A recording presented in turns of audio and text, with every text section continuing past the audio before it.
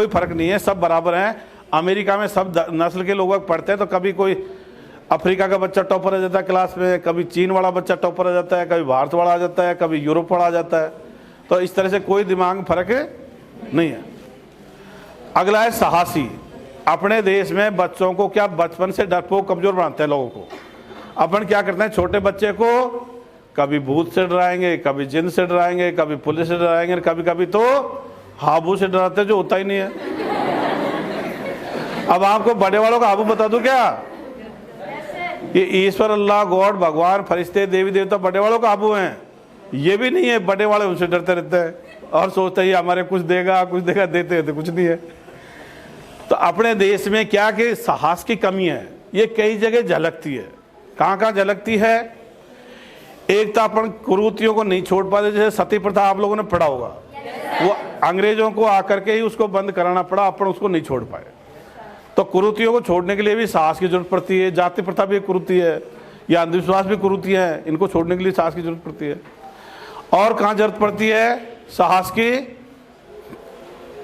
अन्याय अत्याचार का विरोध करने के लिए भी साहस की जरूरत पड़ती है।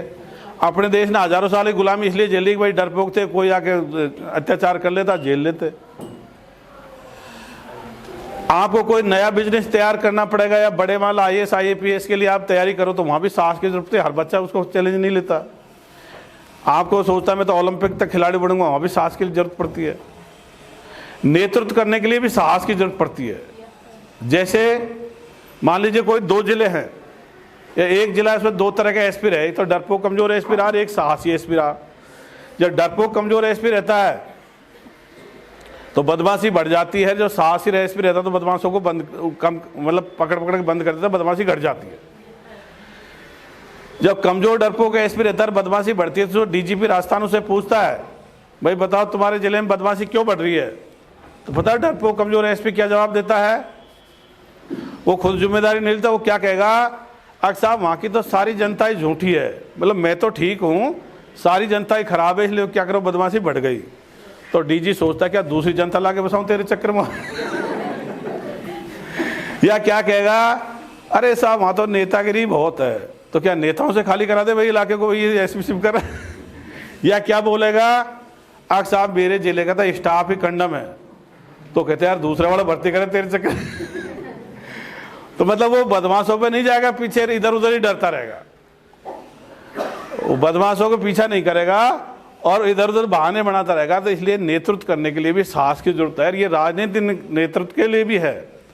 राजनीति में अपन कई बार सोचते हैं यार इतना भ्रष्ट बेईमान है, कैसे जीत जाता है? क्योंकि जनता सोचती है सबसे पहले भाई साहस ही होना चाहिए। अगर आप में साहस नहीं है तो न्याय कैसे करा पाओगे, अन्याय अत्याचार का विरोध कैसे करोगे? इसलिए एक कहावत है नेतृत्व करने के लिए, अगर मैं शेरों की उस फौज से नहीं डरता जिसका नेतृत्व भेड़ के हाथ में हो, मैं भेड़ों के उस फौज से डरता हूं जिसका नेतृत्व शेर के हाथ में हो। तो तुम बच्चे जीवन में भेड़ की तरह डरपोक कमजोर रहना पसंद करोगे या शेर की तरह साहसी बनकर जीवन जीना पसंद करोगे? शाबाश।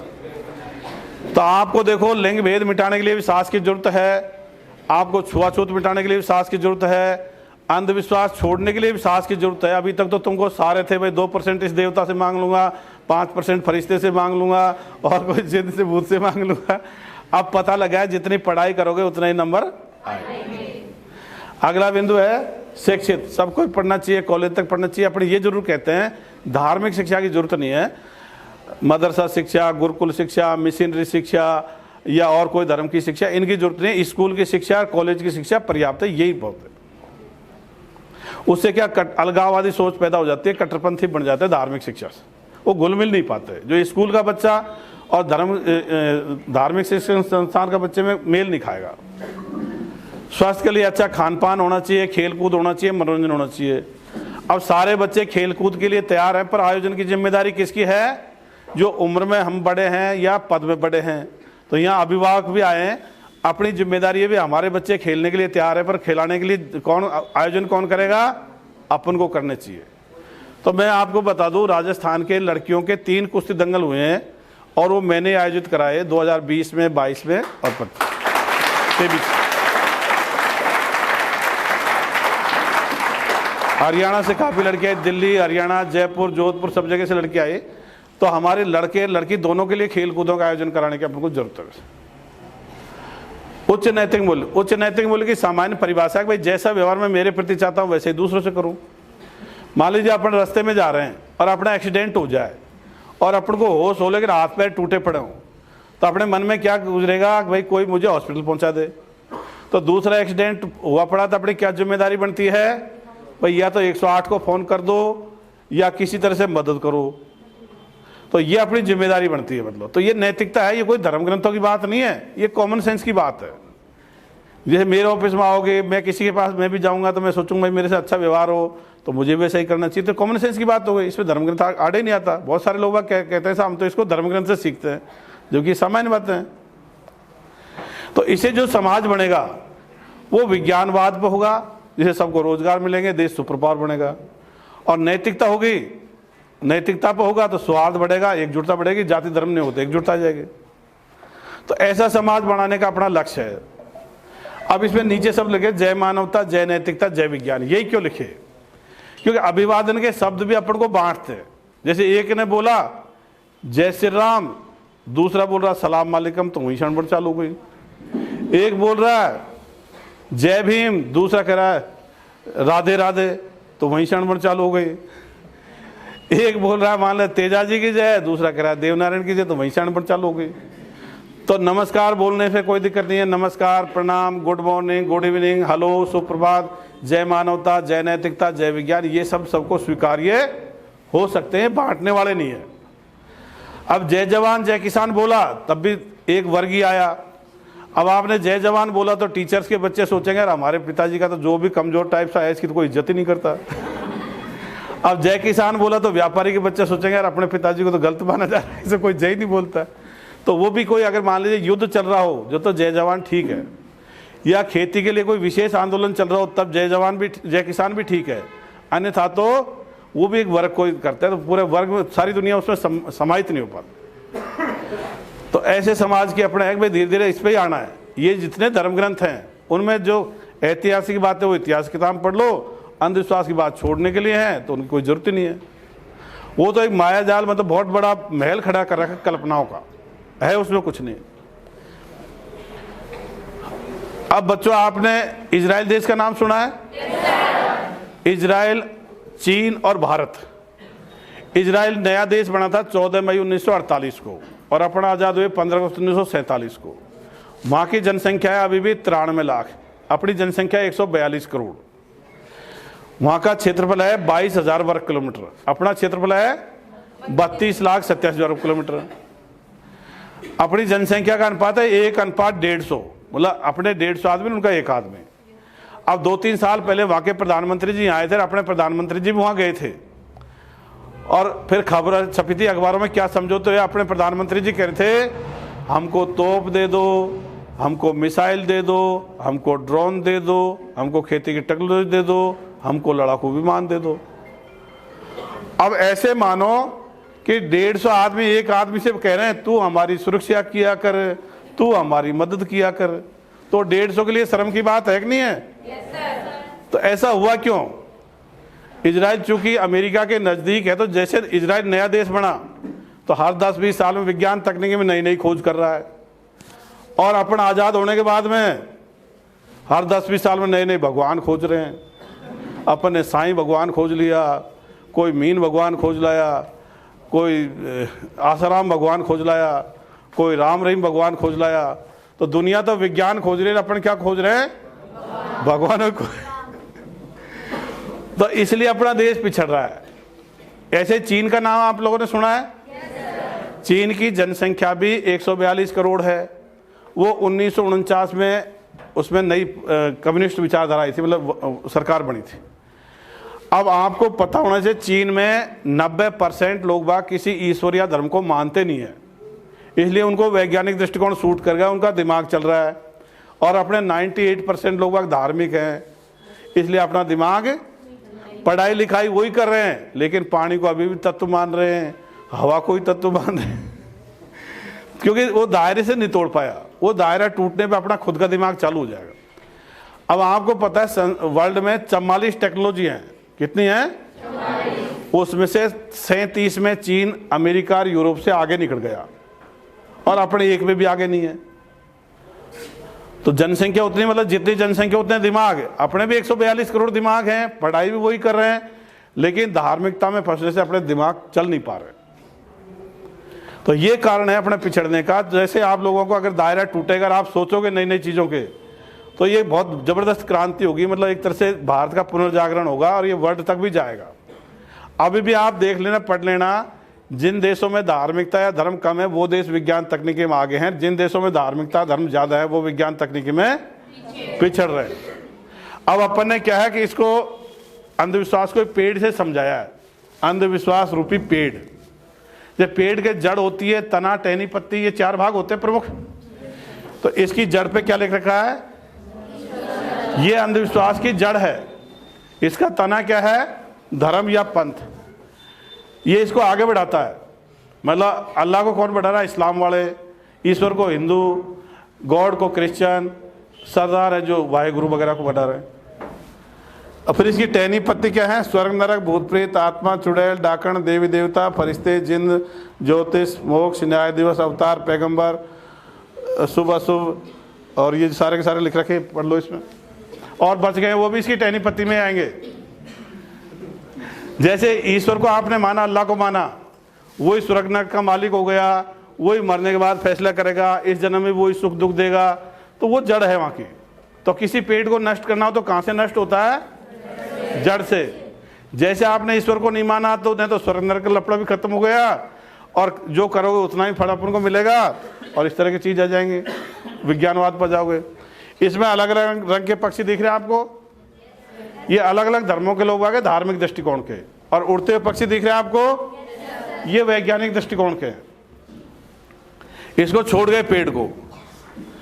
अब एक दूसरा पेड़ और दिखाता हूं आपको, यह है विज्ञान तकनीक रूपी पेड़।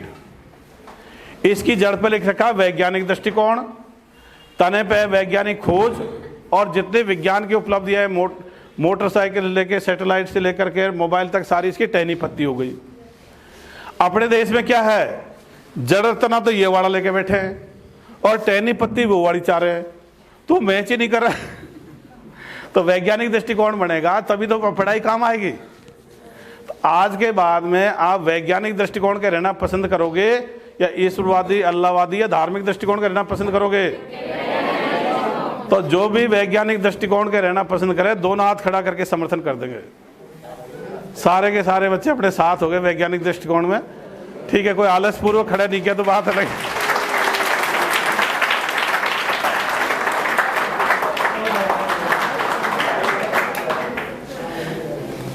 तो देखो ये कठिन रास्ता है, क्योंकि एक जड़त्व का नियम होता है, पढ़ा है आप लोगों ने? कोई चीज या समाज जिस अवस्था में उसी में रहना पसंद करता है, उसे चेंज करने में ज्यादा ताकत की जरूरत पड़ती है। कोई गाड़ी है चल रही है तो उसको रोकने के लिए ब्रेक लगाने पड़ेंगे, और एक्सीलरेट ज़्यादा तेज स्पीड है तो एक्सीलरेटर दबाना पड़ेगा, ऑटोमेटिक नहीं होता। इसी तरह समाज को अगर सही दिशा देनी है, इसको सही दिशा में ले जाना है, तो अपन को अतिरिक्त प्रयास करने पड़ेंगे, तब जा करके ही अपन आगे बढ़ सकते हैं। पुरानी चीज़ों से बड़े होते तो गुलामी क्यों झेलते? भाई कोई कहता साहब पहले हिंदू या बुद्ध धर्म था तो भाई वो कमज़ोर पड़ गया इसलिए दूसरे को आना पड़ा, फिर वो कमज़ोर पड़ा, फिर अंग्रेज आ गए, वो तीसरे वाले आ गए, और अब तो चीन वाले, रूस वाले कोई धर्म को ही नहीं मानते, वो आगे बढ़ गए। तो ये पता लग गया भाई इनमें कोई दम नहीं है।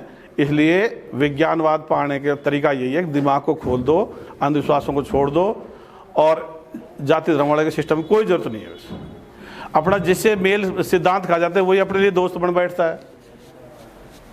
तो आपके मन में कोई अगर सवाल हो तो मेरे से पूछ सकते हो।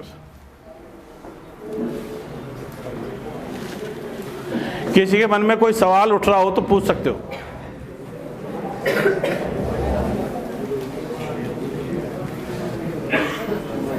हाँ हाँ सर, मेरे पास समाजशास्त्र सब्जेक्ट है। हाँ तो उसमें मेरे पास समाजशास्त्र सब्जेक्ट है। हाँ हेलो। हाँ तो उसमें तो धर्म और जाति ये सभी बहुत विस्तार में हमको पढ़ना पड़ता है। तो आप जिस हिसाब से हमें बता रहे हैं उसमें तो पढ़ाई के अंदर भी इन सब चीज़ों को ऐड नहीं करना चाहिए। इस इसमें ऐसा है, अपन इतिहास पढ़ने में ऐसे ऐसे समाज मानव सभ्यता गुजरी है, वो सच्चाई है, लेकिन भविष्य कहाँ ले जाना है वो तो अब अपन को तय करना है। पिछले क्या कर गए वो अपन बदल नहीं सकते, वो तो कर गए सो कर गए। आगे कैसे समाज को ले जाना है वो अपन को तय करना है, इस पीढ़ी को तय करना है। लेकिन सर जाति और धर्म ये तो सामाजिक व्यवस्था के अंग है, इनके ये व्यवस्था नहीं होके कुव्यवस्था ही मान लो इसको, इससे कोई बढ़े नहीं। अपन मान लो हजारों साल से भारत में जाति व्यवस्था, इसका फायदा क्या निकला? एक वर्ग को तो मतलब अमानवीय जीवन जीना पड़ा। अभी भी तुम पढ़ते हो कई बार घोड़ी पे चढ़ने को लेकर के, पानी पीने को लेकर 10 तरीके, तो क्यों इसको रखना चाहिए? रखना चाहिए तो बदलना चाहिए, तो बदलेंगे। लेकिन सर हम जब समाज में रहते हैं तो इनका विरोध करते हैं तो हमारी बात तो सुनता ही नहीं है। देखो नई चीज एक से शुरू होती है, जैसे हजरत मोहम्मद आया, उससे पहले इस्लाम था क्या? तो उसके बाद आज 190 करोड़ है। तो अब अपन बदलेंगे जो धीरे धीरे हो जाएंगे, वो जन्म दर जन्म चले आ रहे हैं, लेकिन अपन नई चीज ला रहे हैं ना, तो प्रचार प्रसार से बदल जाएगी, व्यवस्था बदलते रहते। बुद्ध आया था, उससे पहले कोई बौद्ध धर्म नहीं था। तो इसी तरह से सब में चल रहा है, वैसे बदलाव आते रहता है। भाई आज से 500-600 साल पहले सिख धर्म था क्या? एक से शुरू हुआ गुरु नानक से, बहुत सारी जनता ने मान लिया। ऐसे ही बदलेगा बस। ओके।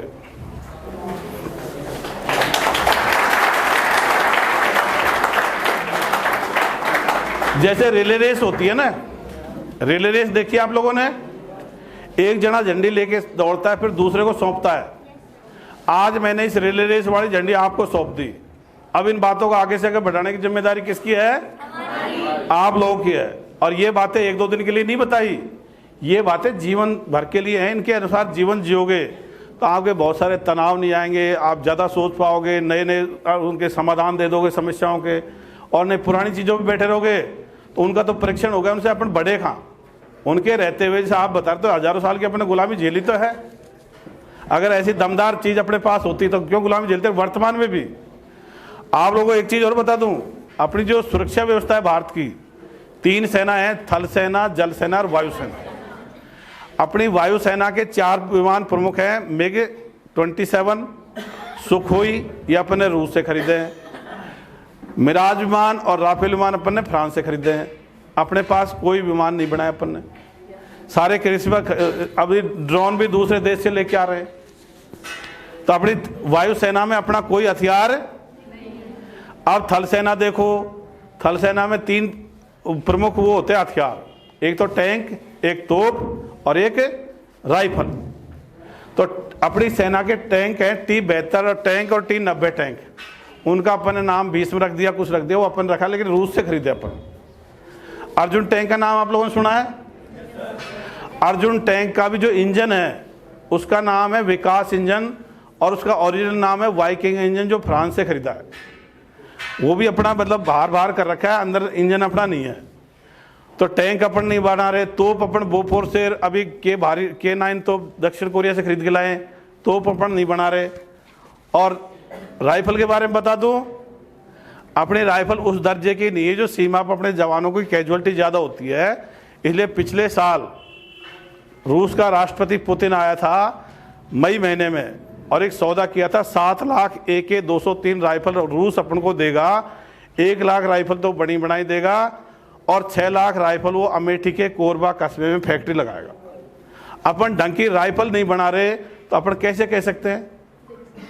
अभी जैसे मान लो अपन को ड्रोन खरीद रहे हैं चीन, वो से क्या अमेरिका से, एक बार मना कर दिया, अपन को कितना डिमोरलाइज होना पड़ता है। भाई मनोबल ऊंचा रह सकता है कि जो खरीद के सुरक्षा करेगा उसका मनोबल ऊंचा रह जाएगा उसका। और अपनी जो जल सेना है उसमें भी अपन 26 विमान खरीदे, एम राफेल 26 विमान, और फ्रांस से ही खरीद रहे हैं। मतलब अपने उस दर्जे के नहीं है, इसलिए अपन क्या अपने मन में कितने मान लो, लेकिन विश्व स्तर पर अपन कमजोर पड़ रहे हैं। इवन जैसे परमाणु शस्त्र हैं, परमाणु बम पाकिस्तान के पास था 170, और अपने पास कितने हैं? 164, और चीन के पास कितने हैं? 350। तो अपन को पाकिस्तान से भी पिछड़ते जा रहे हैं। तो ये अच्छी बात है कि बुरी बात है? तो इसलिए अपन को टक्कर किस लिए लेनी चाहिए? चीन से, रूस से, अमेरिका से। और अपन कंपटीशन कर रहे हैं पाकिस्तान से, अफगानिस्तान से, बांग्लादेश से, सऊदी अरब से। धर्म में टक्कर ले रहे बजाय लेनी चाहिए विज्ञानवाद में। और कोई बात? अच्छा एक चीज बता दूं, बहुत सारी बातें आएंगी, अब अपना दिमाग इधर चलेगा ना तो ऑटोमेटिक आपका खुद के दिमाग चालू हो जाएगा। सोचने का तरीका बदलना है, मतलब ज्ञान में कोई फर्क नहीं है, ज्ञान आप लोगों को पूरा है, लेकिन सोचने का तरीका उधर पहले दिमाग नहीं जा रहा था। और किसी के मन में कोई सवाल? हाँ भाई।